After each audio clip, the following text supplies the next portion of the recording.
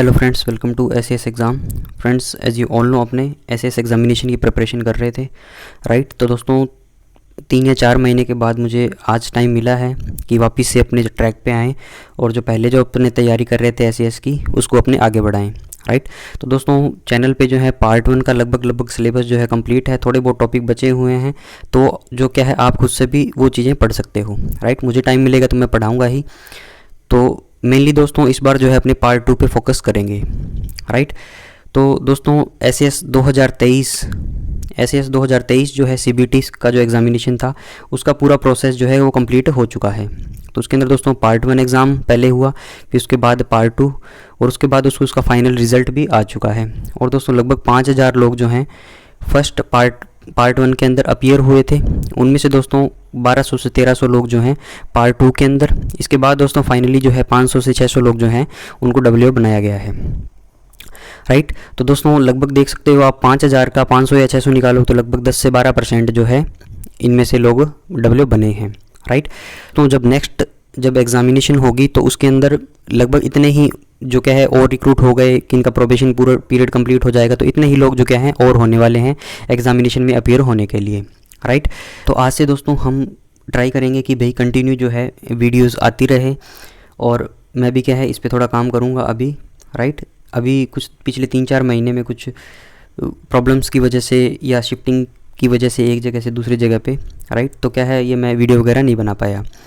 तो अब दोस्तों अपने ट्राई करेंगे कि अपने रेगुलर पढ़ते रहें और इस पे काम अपने करते रहें ताकि हमारा जो क्या है इसके अंदर फ्लो बना रहे, राइट। तो दोस्तों पार्ट 2 की कोई भी वीडियो स्टार्ट करने से पहले जो पार्ट 1 का पेपर 1 जो है वो काफ़ी मुश्किल था, राइट। और दोस्तों इसकी ऑफिशियल की जो है हमारे पास नहीं है और मैक्सिमम से मैक्सिमम लोग जो हैं जो इसी पेपर के अंदर जो क्या है अटक गए थे, क्योंकि दोस्तों पेपर मुश्किल था, राइट। और जो हमें पहले मॉडल क्वेश्चन पेपर या जो भी किसी भी प्रकार के जो पहले एग्जामिनेशन हुए थे, इनमें क्या है इस लेवल का टफ़ पेपर जो क्या है नहीं पूछा गया था। तो इसके अंदर दोस्तों पेपर काफ़ी टफ था, तो इसलिए इसकी जो क्या है पहले मैं आपको ये सॉल्व करवाऊंगा विद अथॉरिटी। दोस्तों बात करेंगे अपने 100 क्वेश्चंस हैं, राइट। तो अभी पहले क्वेश्चन से स्टार्ट लेके अपने 100 क्वेश्चन तक कंप्लीट करेंगे और दोस्तों कोशिश करेंगे कि पूरा जो है विद अथॉरिटी अपने बात करें, राइट। फिर भी दोस्तों क्या है जो मैं आपको आंसर बताऊँगा वो ऑफिशियल की अभी तक इसकी नहीं आई है, तो मैंने पूरा ध्यान रखा है कि भाई इसके अंदर अपने सारे आंसर जो है विद अथॉरिटी हो और सारी बातें सही हो। तो फिर दोस्तों पहले जो है इसके अंदर आप खुद इसको अटेम्प्ट कर सकते हो, इसके बाद जो क्या है उसका आंसर जो मैं आपको बताऊंगा उसको देख सकते हो, राइट। आपको दोस्तों अगर उसके अंदर कुछ करेक्शन लगे, राइट, या आप कुछ अमेंडमेंट लगे तो आप कमेंट सेक्शन में भी वो बता सकते हो, राइट। तो चलिए दोस्तों स्टार्ट करते हैं बिना किसी देरी के। तो इसमें देखिए friends, disclosure of question paper of SAS part 1 examination CBT May 2023। तो इसमें देखिए बताया गया है कि भाई the original master question paper of SAS part 1 CBT May 2023, मतलब मई 2023 के अंदर एग्जाम हुआ था, उसको अपलोड कर दिया गया है। तो इसके अंदर कुछ क्वेश्चन जो थे वो गलत थे, राइट। तो इनके जो क्या है बोनस मार्क भी हैं सबको दे दिए गए हैं। Following questions as mentioned against each paper have been cancelled as they were not found correct, मतलब ये क्या है गलत क्वेश्चन थे, राइट। 37 अपने देखेंगे पेपर 1 के अंदर कि भाई कौन सा क्वेश्चन था। To compensate nullify the effect of these wrong questions 1 mark for each such question have been awarded to all the candidates, ठीक है। सबको दे दिया ये कि जिसने अटेम्प्ट किया है या नहीं किया सबको दे दिया, मतलब ठीक है। पेपर 1 के अंदर 1 नंबर, 2 के अंदर इतने सारे, ठीक है। आगे चलते हैं अपने देखते हैं। तो इसके अंदर दोस्तों क्या है सबके अंदर आंसर ए दिया हुआ है इन्होंने, राइट। ये बताया गया कि ऑटो जनरेटेड एमसीक्यू है और इनका आंसर जो क्या है ए है, जो कि सही नहीं है इसका, ठीक है। ऑफिशियल आंसर की जो है इसकी नहीं आई है अपने पास, राइट। इसको दोस्तों अपने सॉल्व करेंगे, क्योंकि मान लो कोई भी इस पेपर को क्या दोबारा तैयार करेगा जिसका फेल हो गया पेपर 1 के अंदर, राइट। दोस्तों क्या है उसके पास कुछ गाइडेंस रहनी चाहिए कि क्वेश्चन कहाँ से पूछ रहे हैं वो, राइट।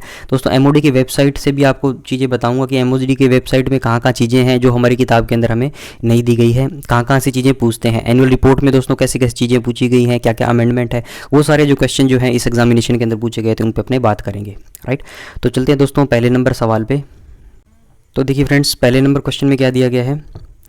पहला नंबर सवाल है दोस्तों, who can initiate impeachment proceedings against the president of India, राष्ट्रपति के विरुद्ध जो है महाभियोग की कार्यवाही जो है कौन प्रारंभ कर सकता है। तो दोस्तों राष्ट्रपति को जो क्या है हटाने का प्रोसेस जो क्या है वो इम्पीचमेंट होता है, ठीक है, महाभियोग के द्वारा क्या है, राष्ट्रपति को हटाया जा सकता है। तो इसका आंसर क्या होगा, इधर house of the parliament, only Lok Sabha, only Rajya Sabha, या कोई भी विधानसभा। तो दोस्तों आर्टिकल नंबर 61 के हिसाब से कॉन्स्टिट्यूशन का दोस्तों आर्टिकल नंबर 61 जो है उसके अंदर साफ साफ बात बोली गई है कि इधर हाउस ऑफ द पार्लियामेंट जो है वहाँ पर जो क्या है, राष्ट्रपति को हटाने की जो इम्पीचमेंट की प्रोसेस जो क्या है वो स्टार्ट करी जा सकती है, राइट। इधर house of the parliament can initiate impeachment proceedings against the president of India. क्या आंसर आ जाएगा दोस्तों, ए नंबर आंसर आ जाएगा। इधर house of the parliament can initiate impeachment proceedings against the president of India, right. और दोस्तों इसकी जो आंसर की है इसकी मैं आपको पीडीएफ भी प्रोवाइड करवा दूंगा, राइट। अभी जो क्या है मैंने इसको लिख रखा है कॉपी के अंदर, राइट। वो सारी पीडीएफ जो है इस वीडियो का लिंक और नीचे इसकी पीडीएफ जो है आपको टेलीग्राम के अंदर मिल जाएगी। टेलीग्राम दोस्तों पीडीएफ एसएस एग्जाम जब आप सर्च करोगे तो आपको टेलीग्राम पे मिल जाएगा। किसी को नहीं मिले तो कमेंट कर देना, I will provide you the link. Next चलते हैं 2 नंबर सवाल पे अपने। 2 नंबर सवाल देखिए दोस्तों क्या है, which of the following is not the source of revenue of the union government. मतलब कि भाई केंद्र सरकार का जो है, संघ सरकार का राजस्व का कौन सा स्रोत नहीं है, कि सेंट्रल गवर्नमेंट जो है किन चीज़ों से रेवेन्यू जनरेट नहीं करती है, ठीक है। सेंट्रल गवर्नमेंट के पास दोस्तों बहुत सारी चीज़ें हैं रेवेन्यू जनरेट करने के लिए, राइट। क्योंकि दोस्तों गवर्नमेंट क्या है, गवर्नमेंट के पास पैसा कहाँ से आएगा, गवर्नमेंट दोस्तों टैक्स लगाएगी, फिर जो उसके पास पैसा आएगा, जो पैसा आएगा दोस्तों उसको क्या है वो खर्च कर देगी, राइट। ये साइकिल दोस्तों चलता रहता है। तो इसके अंदर बता रहे हैं कि भाई जो सेंट्रल गवर्नमेंट जो है किन चीज़ों से रेवेन्यू जनरेट नहीं करती, right. Income except tax on agriculture income, corporation tax, service tax, ठीक है। बी है excise on tobacco and other goods, capital gains taxes on capital value of asset except farmland taxes and duties related to agriculture land. तो इसमें देखिए दोस्तों ये जो paper था इसके अंदर आपको जो है क्वेश्चन से ज़्यादा जो है ऑप्शंस के अंदर घुमाया गया था, ठीक है। क्योंकि दोस्तों इसके जो है ऑप्शंस जो है वो ज़्यादा टफ बनाए गए थे, राइट। क्वेश्चन तो सिंपल थे लेकिन इनके ऑप्शंस के अंदर जो है उन्होंने हेरफेर ज़्यादा करी थी। तो इसके अंदर अपने ध्यान से जब देखेंगे तो पहले ऑप्शन में देखिए आप इधर दिया हुआ है except tax on agriculture income. ये देखिए दोस्तों इसको बड़ा कर देता हूँ मैं थोड़ा, ये देखिए except tax on agriculture income, ठीक है। तो मतलब जो एग्रीकल्चर इनकम जो है दोस्तों उसके ऊपर सेंट्रल गवर्नमेंट जो क्या है नियम वगैरह नहीं बनाती, उससे क्या रेवेन्यू जनरेट नहीं करती, ठीक है। तो इधर एक्सेप्ट लिखा है और कॉरपोरेशन टैक्स सर्विस टैक्स से करती है, तो ये ऑप्शन तो क्या है अपना नहीं होगा, राइट। इसके अंदर इन्होंने पूछा है which of the following is not the source of revenue of the union government. Union government का सोर्स कौन सा नहीं है, ठीक है। क्योंकि ये तो सोर्स है, यहाँ से कमाती है कॉरपोरेशन टैक्स से और सर्विस टैक्स से, और दोस्तों एग्रीकल्चर इनको क्या है एक्सेप्ट किया हुआ है, ठीक है। टोबैको और दोस्तों अदर गुड से भी कमाती है। कैपिटल गेन टैक्स है, taxes on capital value of asset except from land, ठीक है। यहाँ पे लैंड दे दिया दोस्तों, यहाँ पे एग्रीकल्चर दे दिया, मतलब इनसे जो क्या है सेंट्रल गवर्नमेंट पैसा नहीं कमाती, ठीक है, राइट। तो इसलिए ये बातें सही होगी, पहला सही है, दूसरा सही है, तीसरा सही है, राइट। चौथा देखिए taxes and duties related to agriculture land, ठीक है। तो दोस्तों ये बात गलत है, जो सेंट्रल गवर्नमेंट का जो है रेवेन्यू का सोर्स जो है वो एग्रीकल्चर लैंड से नहीं है, ठीक है। यहाँ पर दोस्तों इनको एक्सेप्ट कर दिया था, राइट, तभी तो ये सही हुए थे। अगर यहाँ पे एक्सेप्ट नहीं करता तो क्या है ये ऑप्शन अपने आंसर हो जाते, ठीक है। तो ऑप्शन नीचे फिर ऐसे होते A and D, A C D, ठीक है। तो इसके अंदर क्या होगा दोस्तों अपना आंसर आ जाएगा D, taxes and duty related to agriculture land, right. इसका दोस्तों क्या होगा कॉन्स्टिट्यूशनल एस्पेक्ट इसका क्या है कि जो हमारे पास एक होती है सेंट्रल लिस्ट, संघ सूची, एक होती है दोस्तों राज्य सूची स्टेट लिस्ट, एक होती है समवर्ती सूची कंकरेंट लिस्ट। दोस्तों सेंटर की जो लिस्ट है उसके अंदर क्या जो सेंट्रल गवर्नमेंट कानून बनाती है, राइट। स्टेट की लिस्ट के अंदर दोस्तों क्या है स्टेट गवर्नमेंट बनाती है, और कॉन्करेंट के अंदर दोस्तों क्या है मिलजुल के वो कानून बनाते हैं। तो दोस्तों स्टेट लिस्ट का जो है विषय जो क्या है वो है एग्रीकल्चर। एग्रीकल्चर जो क्या है दोस्तों स्टेट लिस्ट का सब्जेक्ट है, और उसके अंदर स्टेट गवर्नमेंट कॉम्पिटेंट है to make rule on tax for agriculture, ठीक है। जो भी दोस्तों एग्रीकल्चर पे टैक्स लगाना है उसके लिए स्टेट गवर्नमेंट कॉम्पिटेंट है, उसके ऊपर नियम बनाने के लिए, उससे रेवेन्यू जनरेट करने के लिए, राइट। आगे चलिए दोस्तों 3 नंबर पे चलते हैं अपने। आगे देखिए दोस्तों a police officer was dismissed from the service. Next देखिए friends, a police officer was dismissed from the service by Mumbai police commissioner under article 311(2) B of the constitution without departmental inquiry.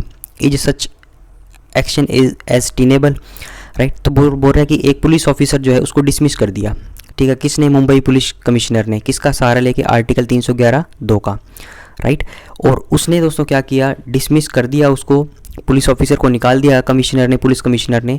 उसने दोस्तों क्या है डिपार्टमेंटल इंक्वायरी नहीं करी, right.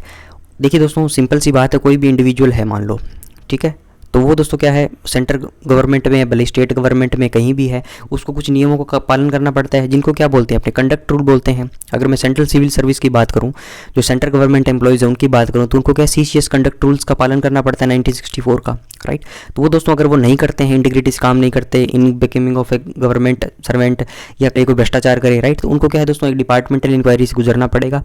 इसके बाद उस डिपार्टमेंटल इंक्वायरी के बाद जो भी उसका इंक्वायरी के बाद जो भी रिजल्ट आएगा, इसके बाद उस पर एक्शन लिया जाएगा। लेकिन दोस्तों क्या है, आर्टिकल 311(2) के अंदर कुछ स्पेशल प्रोविजंस दिए गए हैं, राइट।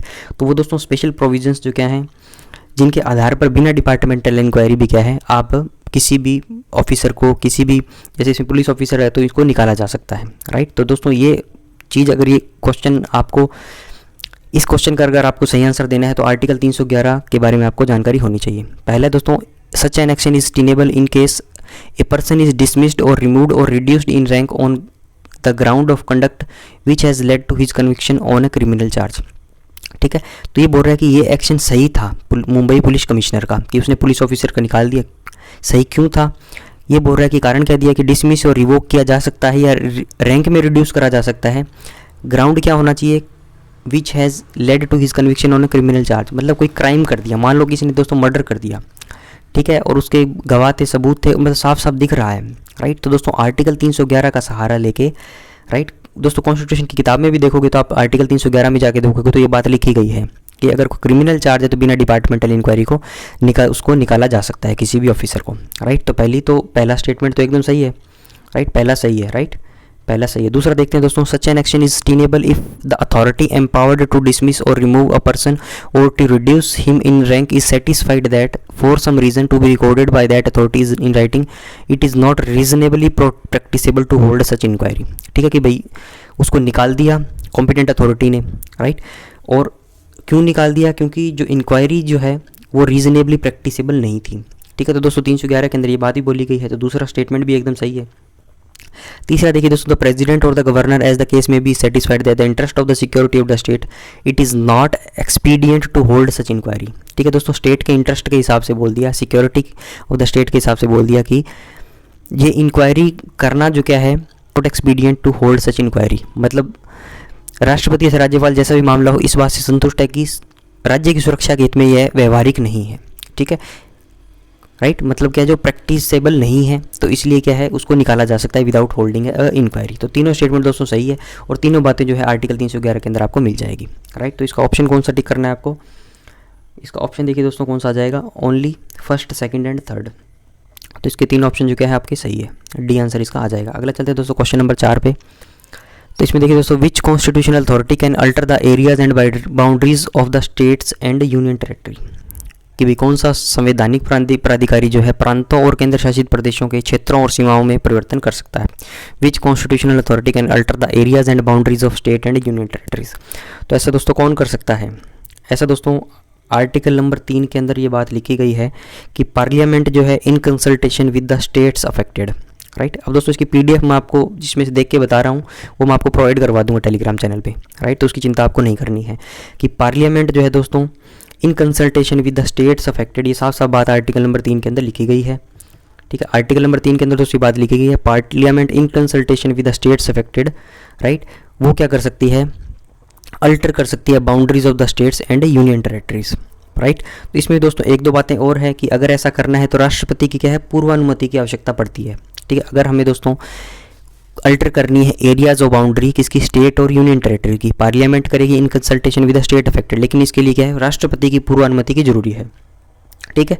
और दोस्तों जो स्टेट अफेक्टेड है, ठीक है, किसी भी स्टेट की दोस्तों बाउंड्री छोटी या बड़ी करेंगे, राइट, मान लो कोई भी स्टेट मान लो, ठीक है, ये कोई एक्स स्टेट है, उसको 2 भागों में बांटना है, तो इसकी दोस्तों जो लेजिस्लेचर होगी वो भी क्या है, इसकी जो विधानसभा होगी वो भी क्या है, इस पे व्यूज़ एक्सप्रेस करेगी। एक तो राष्ट्रपति की पूर्व अनुमति, दूसरा दोस्तों जो स्टेट्स अफेक्ट हो रही हैं उसकी लेजिस्लेचर जो है इस पे व्यूज़ एक्सप्रेस करेगी, उसके हिसाब से जो क्या है आप अल्टर कर सकते हो उनकी बाउंड्रीज और एरियाज, राइट। आगे चलिए दोस्तों 5 नंबर पर चलते हैं अपने।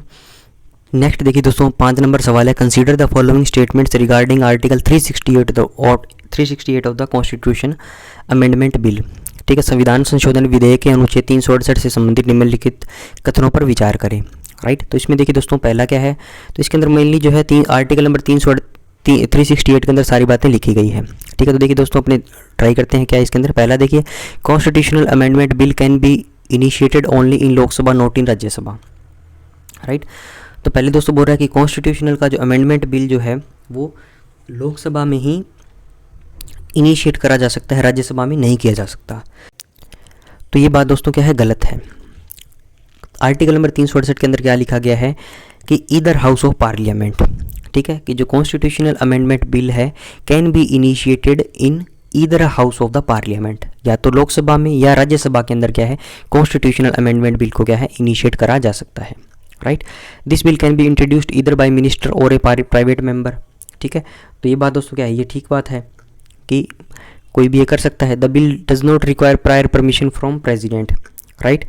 तो ये बात भी दोस्तों ठीक है, उसके अंदर लिखा हुआ है, राइट। आर्टिकल नंबर 368 के अंदर जब आप जाओगे तो ये बातें लिखी हुई मिलेगी आपको उसके अंदर, ठीक है। The bill must be passed in each house with special majority, means 50% of the total membership of the house and 2/3 of the member of the house present and voting, right. तो ये बात भी दोस्तों क्या है उसके अंदर लिखी गई है कि कॉन्स्टिट्यूशनल अमेंडमेंट बिल जो है वो स्पेशल मेजोरिटी से क्या है पास होना चाहिए, राइट। इसके अंदर भी दोस्तों अमेंडमेंट भी जो है 2-3 प्रकार की होती हैं। एक सिंपल मेजोरिटी से हो गया, राइट, एक दोस्तों स्पेशल मेजोरिटी से, राइट। मेजोरिटी भी कई टाइप की होती है। एक दोस्तों क्या है कई बार स्टेट्स अफेक्टेड होते हैं, राइट, जैसे कोई टैक्स वगैरह की व्यवस्था हो तो उसके अंदर क्या है स्टेट्स के लेजिस्लेचर से भी क्या है वो पास होना चाहिए जब वो अमेंडमेंट माना जाएगा, राइट। तो इसके दोस्तों स्पेशल मेजोरिटी, इसका मतलब क्या है 50% of the total membership of the house and 2/3 of the member of the house present and voting, right. तो इसके अंदर क्या है दोस्तों, मान लो लोकसभा का मान लूँ, ठीक है, फॉर एग्जांपल मान लेता हूँ मैं 540 सीट है, राइट।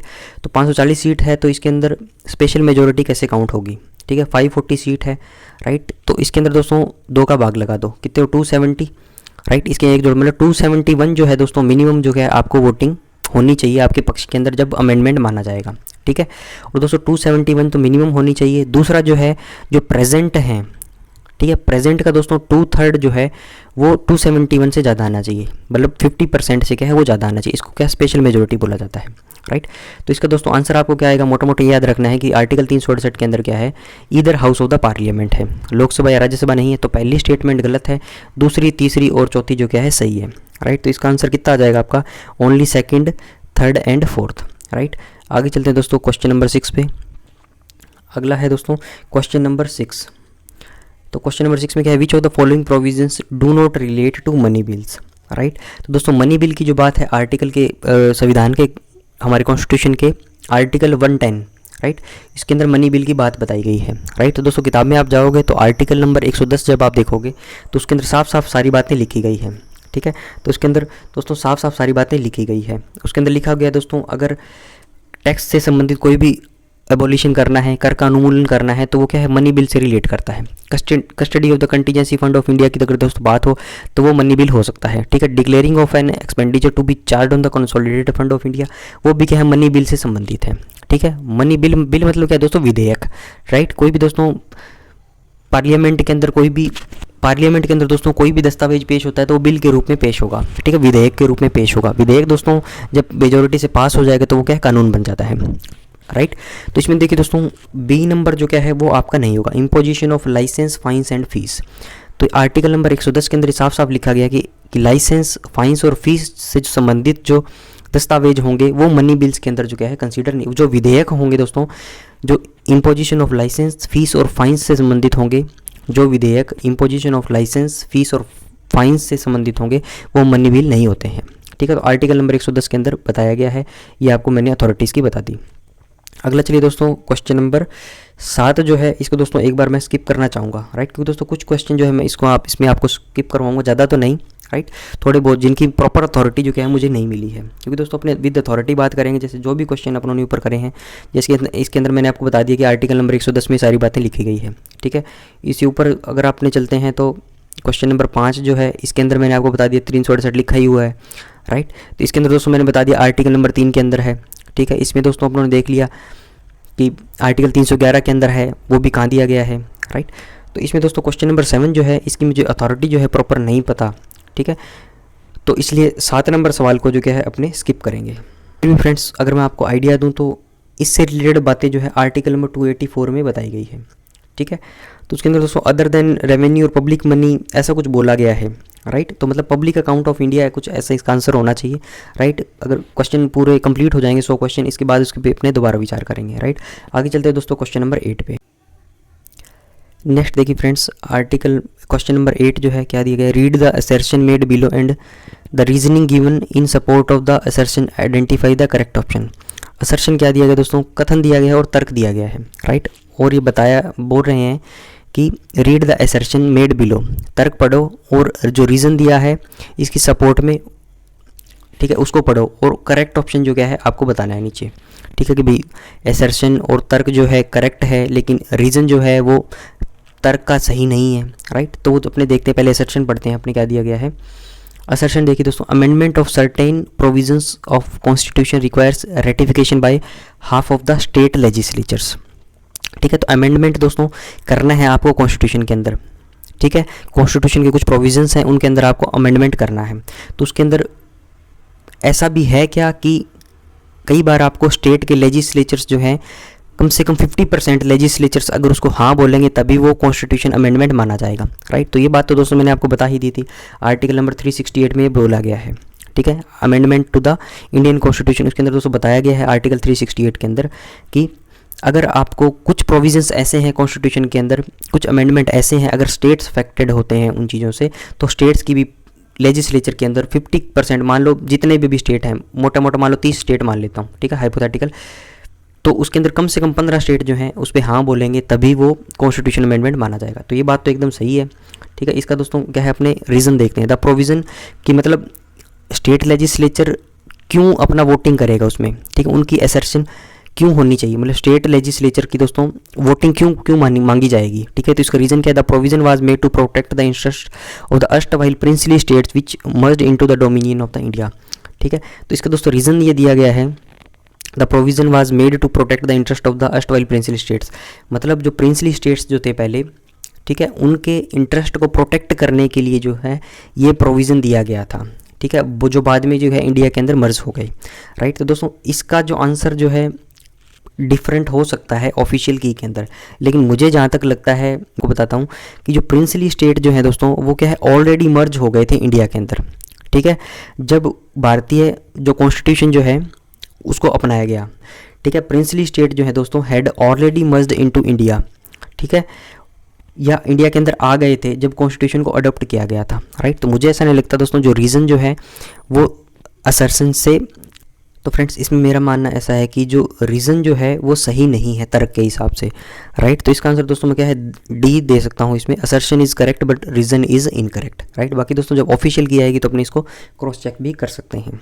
राइट। क्योंकि दोस्तों क्या है कि जो प्रिंसली स्टेट जो है वो तो ऑलरेडी जो है इंडिया के अंदर मर्ज हो गए थे, ठीक है। तो संविधान तो दोस्तों बाद में लागू हुआ था, राइट। तो उसके अंदर जो क्या है स्टेट्स लेजिस्लेचर को 50% जो है देना कोई और रीज़न उसका रहा होगा, राइट। 9 नंबर पे देखिए दोस्तों चलते हैं अपने, the chairman and every other member of the CAT shall be appointed by the president after consultation with home. Chairman और दोस्तों एवरी अदर मेंबर जो है सेंट्रल एडमिनिस्ट्रेटिव ट्रिब्यूनल का वो अपॉइंट करा जाता है प्रेसिडेंट के द्वारा, किसकी कंसल्टेशन से, राइट। तो ये जो है दोस्तों आपका आंसर आ जाएगा, प्राइम मिनिस्टर ऑफ इंडिया नहीं होगा, लोकसभा स्पीकर नहीं होगा, ऑल ऑफ द अबव नहीं होगा, चीफ जस्टिस ऑफ इंडिया। ये बात जो है दोस्तों द एडमिनिस्ट्रेटिव ट्रिब्यूनल एक्ट 1985 के सेक्शन नंबर 6 के सब सेक्शन 3 के अंदर दी गई है, ठीक है। एडमिनिस्ट्रेटिव ट्रिब्यूनल एक्ट के सेक्शन 6 के सब सेक्शन 3 के अंदर ये बात बोली गई है, ठीक है। 10वां चलते हैं दोस्तों, क्या है, वित्त आयोग से संबंधित निम्नलिखित में से कौन सा कथन सही नहीं है, मतलब गलत कथन आपको बताना है, राइट। तो फाइनेंस कमीशन के बारे में दोस्तों अगर आपको सही कथन पता है तो आप गलत भी बता सकते हो। तो पहले दोस्तों अथॉरिटी बता देता हूँ इसकी क्या है, आर्टिकल नंबर 280 जो है कॉन्स्टिट्यूशन का, उसके अंदर फाइनेंस कमीशन की बात करी गई है, ठीक है। और उसके अंदर दोस्तों क्या ये सारे पॉइंट बताए गए हैं, ठीक है। तो इसके अंदर दोस्तों क्या है, पहला president shall constitute a finance commission every 5 years, प्रत्येक 5 साल के अंदर क्या है राष्ट्रपति वित्त आयोग का गठन करेंगे, ये तो एकदम सही बात है। दूसरा चलते हैं, president shall constitute a finance commission at such time as considered necessary, ठीक है। तो ये बात भी दोस्तों सही है, ये भी आर्टिकल 280 के अंदर लिखी गई है। पार्लियामेंट में determine the qualification of members of the commission, ये भी दोस्तों एकदम बात सही है, ठीक है। अगला चलिए दोस्तों, तो 3 सही है तो चौथा ऑटोमेटिकली क्या है गलत होगी, यही हमारा क्या है आंसर होगा, नॉट ट्रू पूछा है इसके अंदर, ठीक है। तो दोस्तों क्वेश्चन भी देखिए और ऑप्शंस भी जब आप देखोगे तो थोड़े क्या है, इनको टिपिकल बनाया गया है, यहाँ पे नोट दे दिया, राइट। आगे भी दोस्तों जैसे जैसे अपने चलेंगे तो आप देखोगे कि अगर दो ऑप्शंस के अंदर क्या जनरली आपको कन्फ्यूजन होगी, दो तो आप एलिमिनेट कर दोगे, राइट। तो अगला चलिए देखो क्या बोला गया है, pay and allowances of the chairman and members of the commission are charged upon the consolidated fund of India. ठीक है, तो दोस्तों क्या ये चार्ड नहीं होते कंसोलिडेटेड फंड ऑफ इंडिया पे इनके पे एंड अलाउंसेस, राइट। तो हमारा आंसर कितना आ जाएगा, डी आंसर हमारा आ जाएगा 10वें का। ठीक है, तो ये हो गया हमारा आर्टिकल नंबर 280 के अंदर क्या है ये बात लिखी गई है। और दोस्तों ये चार्ड और ये वोटेड एक्सपेंडिचर तो आपको पता होगा, वोटेड एक्सपेंडिचर मतलब जिस पे वोटिंग हो सकती है, चार्ड एक्सपेंडिचर जैसे दोस्तों क्या की सैलरी है, राइट।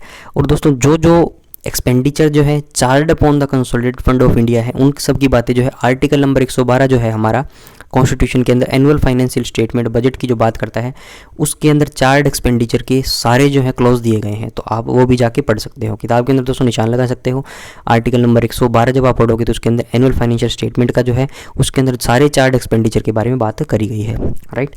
11 नंबर पर देखिए दोस्तों क्या है, controller and auditor general shall paid a salary which is equal to the salary of which of the following dignitaries.